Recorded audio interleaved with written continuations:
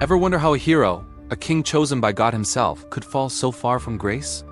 What if I told you the story of Israel's very first king is not just a tale of triumph, but a chilling lesson in pride, jealousy, and a spectacular downfall?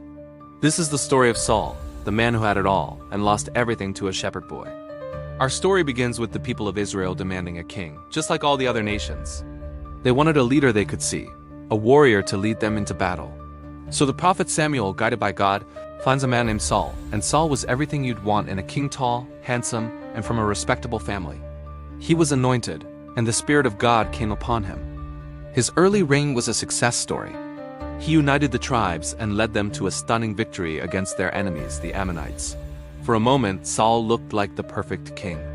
Israel had its hero, but the cracks began to show.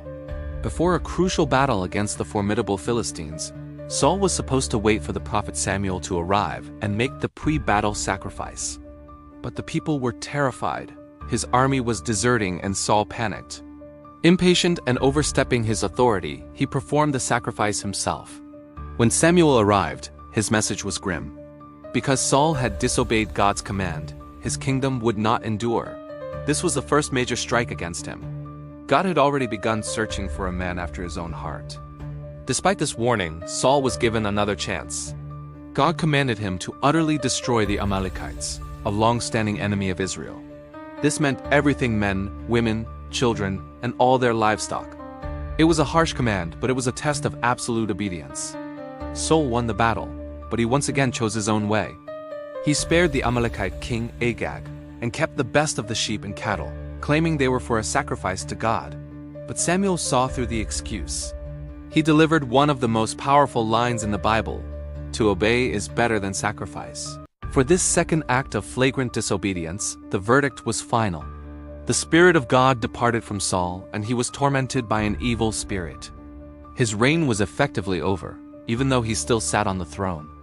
Now enter David, a humble shepherd boy from Bethlehem, the youngest of 8 sons. While Saul was battling his inner demons, God sent Samuel to secretly anoint a new king.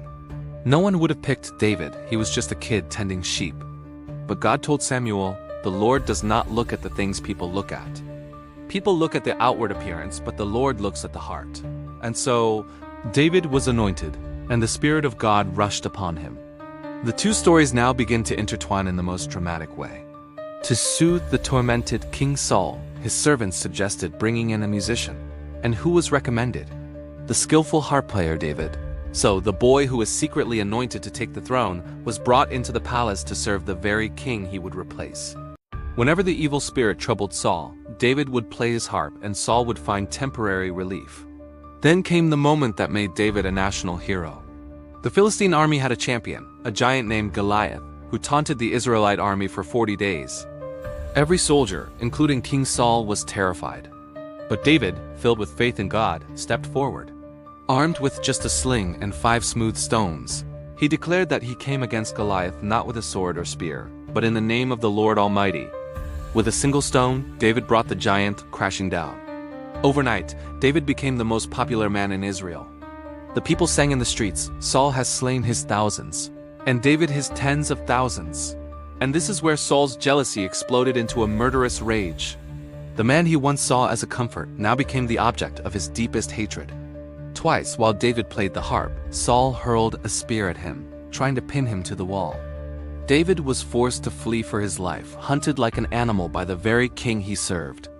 The rest of Saul's reign is a tragic story of a man consumed by paranoia and hatred, relentlessly pursuing David through the wilderness.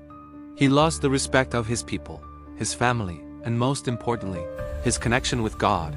The end came in a final, devastating battle against the Philistines. Saul's sons were killed, and he himself, badly wounded, took his own life to avoid capture. The story of Saul is a powerful warning. He started as a humble and promising leader, but allowed pride, impatience, and jealousy to corrupt him. David, on the other hand, though he made his own mistakes later, began his journey with a heart fully devoted to God. Saul's story teaches us that our position, our strength, and our accomplishments mean nothing if we lose our integrity and turn away from what is right. It's a timeless tale of how a king lost his crown, not on the battlefield, but within his own heart. Thanks for watching. If you found this story as fascinating as I do, be sure to hit that like button and subscribe for more deep dives into epic historical and biblical tales. See you in the next video.